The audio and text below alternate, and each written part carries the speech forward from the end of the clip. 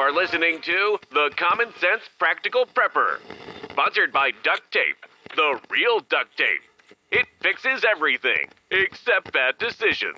Good evening, Mr. and Mrs. America. From border to border, coast to coast, and all ships at sea, here is your host, Keith. Hey everybody, you're listening to the Common Sense Practical Prepper podcast. I am Keith. March 23rd, 2026. And before we get started, I need a favor. I know I've mentioned several times about liking, subscribing, and leaving a review for this podcast.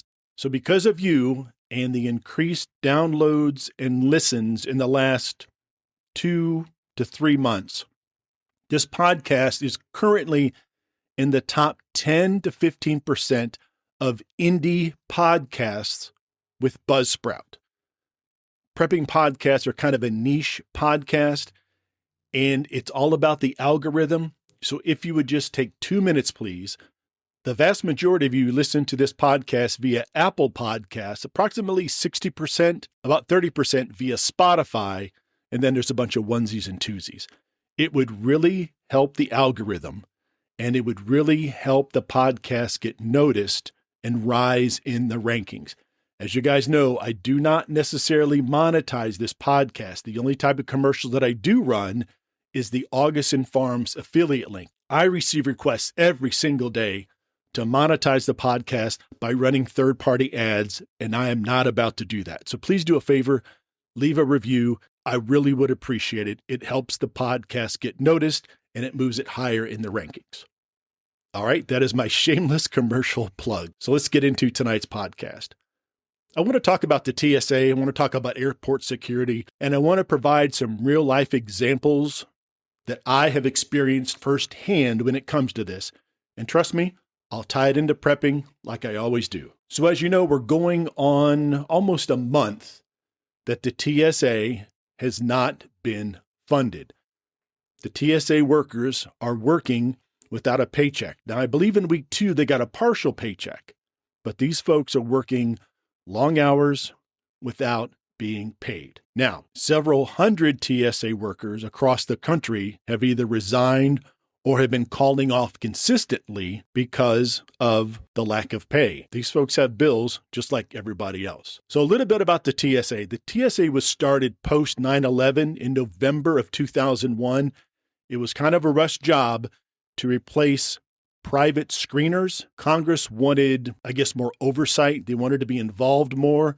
And when the government wants to be involved more into something, you can imagine what happens. So they hired tens of thousands of people very, very quickly on very, very short notice. No college necessary, no elite skills, just 18 or older, GED, a clean criminal history, and pass a simple test. The entry pay was $40,000, roughly $19 an hour before shift differential, overtime, and other sorts of incentives. So with overtime, they'll be making about $65 to $75. Still way below average. Turnover is brutal. Standing there scanning bags, having people walk through the metal detectors, the full body scanners, putting up with a bunch of crap from the people who are tired of waiting in line. Not a very glorious position, to say the least. Now, I will say this. There are some very hardworking TSA folks out there. Don't get me wrong. I've flown around the world, domestically, international, the whole nine, and I've run into some very hardworking TSA folks. I've also run into the opposite, and we'll just leave it at that. So now let's talk about specifically what's going on at these airports. You've seen the news blips, people waiting 5, 6, sometimes 8 hours in line just to get through security, just to get through TSA, because they don't have enough agents. A lot have resigned. A lot have called in sick, so they're having to close down several security lanes and only able to man the security lanes that they have TSA folks to staff. Today, the 23rd, apparently ICE is now assisting with line management. In fact, some of them are being trained, doing some on-the-job training. When you greet the passenger, scan your passport, let me see your ID, look at the camera, thank you very much, go here, go there. They're actually training some ICE agents to do this job so these folks can get some time off. Hopefully that's going to make a big enough difference to get these lines down to a manageable level. I'm not even going to touch the fact that there is still an impasse on getting that department funded. Not going to point fingers. It doesn't do any good to play the blame game. Sarah Adams, who I've spoke about several times, she's the former CIA targeter. She has a YouTube series called The Watch Floor. If you haven't had a chance to check it out, check her out on The Watch Floor. About 20, 30 minutes long, relatively short episodes, and she provides a lot of useful, timely information. Something I didn't think about until I saw one of her tweets on X the other day.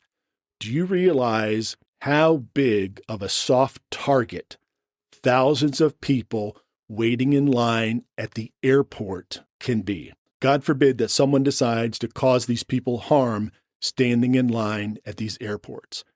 It is a mass casualty situation waiting to happen. I pray that nothing even remotely close happens, because the carnage would be on the scale that we haven't seen in quite some time. So let's talk about some experiences that I have had firsthand with TSA. Some are funny, some not so much. So on December 26, 2009, I flew international from Richmond to Newark and Newark to Glasgow, Scotland. And a quick shout out to our listener in Coatbridge. We have a new listener in Coatbridge right outside of Glasgow, and I have some stories to tell about Glasgow, but that's a different podcast.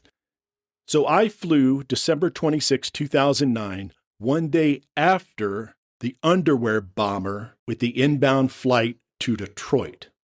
This was on Christmas Day, so December 25th. The news hit. Folks weren't exactly tuned in. The government was closed. And as you can imagine, it hit the news cycle, but nobody was paying attention. So knowing that I was flying the next day, and this flight, my flight's reservation was made months in advance, I'm saying to myself, and at this time I was still a police officer, holy cow, I better get to the airport, because who knows how long the line's going to be. Who knows how much extra security we're going to have to go through. As a rule of thumb, I try to get to the airport about 2 hours prior to my international flight, even though the first leg from Richmond to Newark is technically domestic. The TSA and the FAA and the airports see that as an international flight. If I start in Richmond, go to Newark, Newark to Glasgow, Richmond is the beginning leg of my international flight. So I try to show up at least 2 hours ahead of time. I showed up 2 hours ahead of time. I was in a fairly small line with a ton of people going to Disneyland. There was no additional security, no local police, no anybody really, no extra TSA. Now I take that back. I was going down the jetway to get on the flight from Richmond to Newark. There were 2 TSA agents standing in the jetway, just standing there, hands in their pockets, watching people. Now, again, that was the only visible extra security that I saw. I'm going to go out on a limb and say that was probably the only additional security in that entire airport at the time. Again, I was flying 24 hours, a little less than 24 hours from the underwear bomber episode. For the most part, security had not ramped up. So I get to Newark. I notice a few extra police officers, but Newark's a very large airport, and especially in the international departure terminal, there's always extra law enforcement around. But again, it wasn't what I thought or what I assumed it would be, given what had just happened 24 hours previous. So I landed in Glasgow. I think that's early the next morning. I think that puts me in at 2 a.m, my body time, but it's really about 6:30 or 7 a.m. Glasgow time. Got out of the international arrivals into the main terminal, and I saw quite a few additional police officers, more than I would normally see in the main terminal there at Glasgow. So, for the most part, your international airports, in my opinion, take security a little more serious than they do here in the States.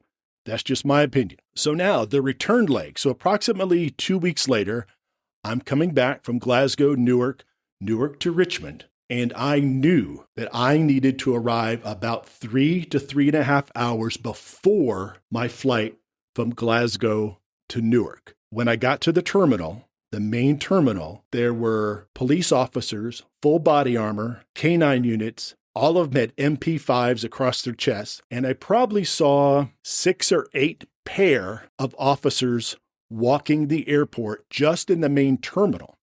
I got in line, I went to the United counter, and like every international flight, when I leave that country coming back to the States, they quiz you. Has your bag ever left your presence since you packed it? Did you pack your bag? Did anybody put things in your bag? Have you taken your hands or your eyes off your bag since you closed it up late last night or early this morning? What were you doing here in Glasgow? Did you have a good time? Who were you visiting? And this is just the gate agent. I haven't even checked my bags yet.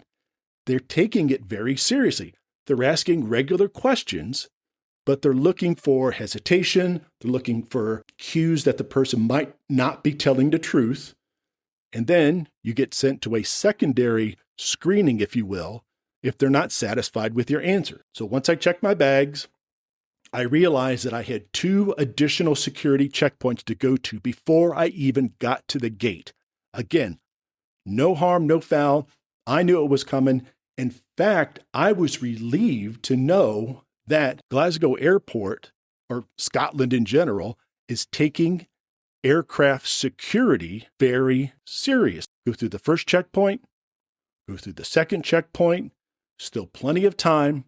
I get to the gate, and I'm probably maybe the 10th or 15th person at the gate. So again, there's plenty of time, because the last thing I want to do is be running through the airport trying to get to an international flight, and then something happen and I miss it. I sit down at the gate, and I had my cameras with me. I'm also a professional photographer. So I had my Pelican case, my 2 camera bodies, 3 lenses, and a bunch of little doodads, battery chargers, the whole 9. I also was wearing hiking boots because it was winter, so I was wearing hiking boots over in Glasgow. The gate agents and security asked me to step over to the side, and I brought my backpack, which was my carry-on.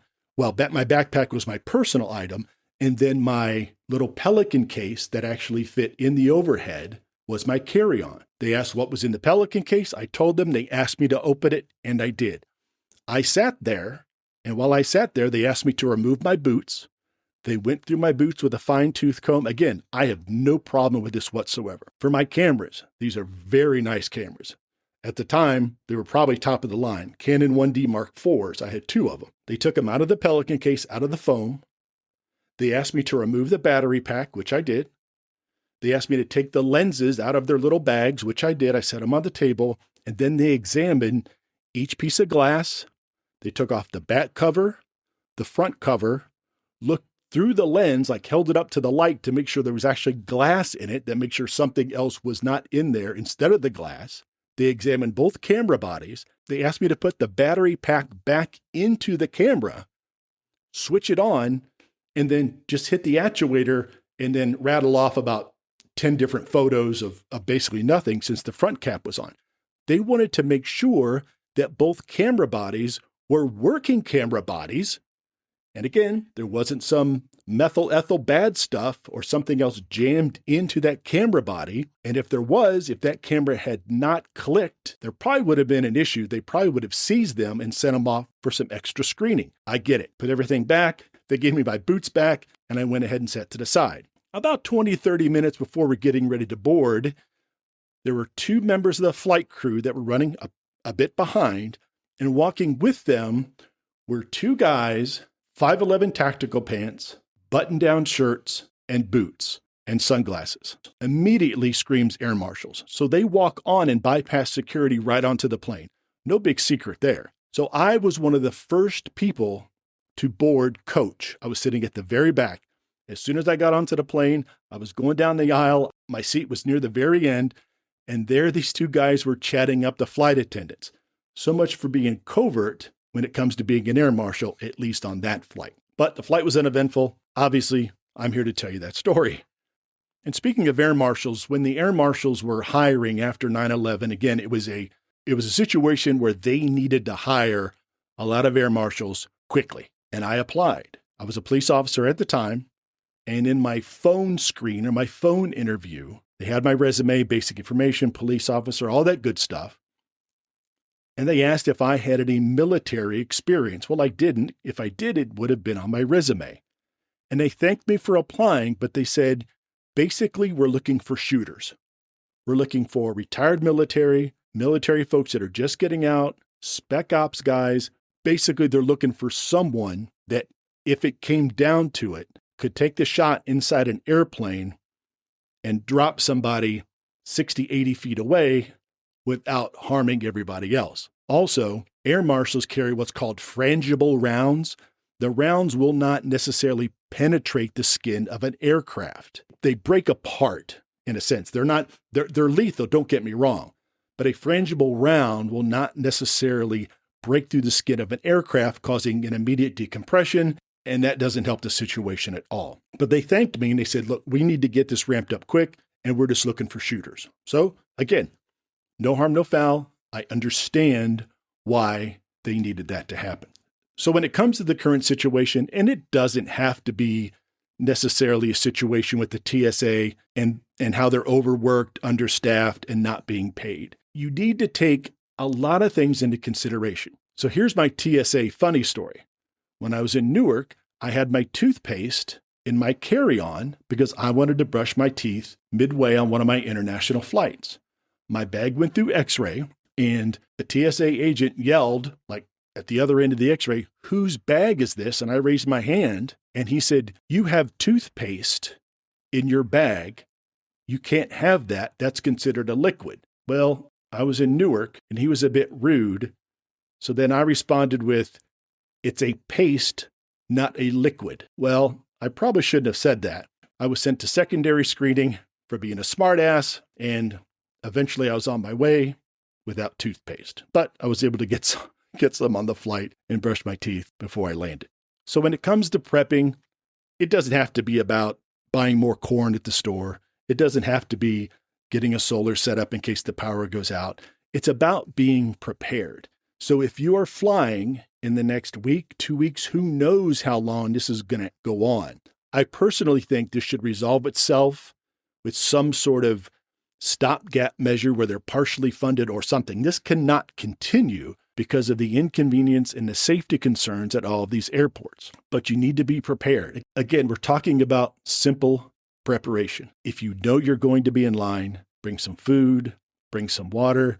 If you've got a best friend and they don't mind hanging out with you in line, if they want to hold your spot while you run to the potty because you're going to be there for 2, 3, 4, 5 hours. I saw a video where people in, I believe it was New Orleans, were sleeping in the line in the middle of the night while no flights were inbound or outbound. They were sleeping in line to be the first 20 or 30 people when the desks and the gate agents open to take flights for the next day. How sad is that?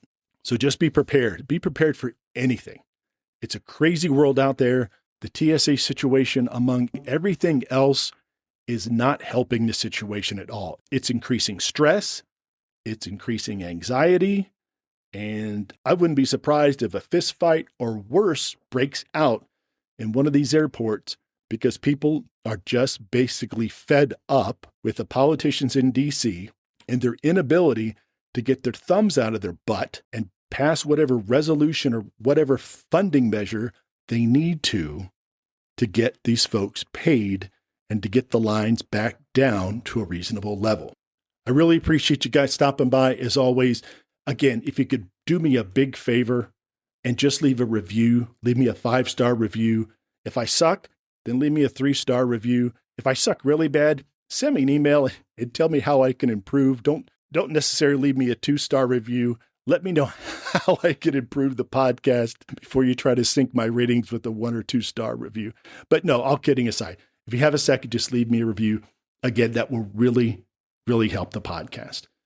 practicalpreppodcast@gmail.com. I'm on the Twitters. And then as far as the Augustin Farms affiliate link, I will leave the affiliate link in the show notes. If you click on that affiliate link, you pay the same prices as everybody else. There's nothing shady going on behind the scenes, but when you use that affiliate link, there is a chance that I will get a small commission from your sale.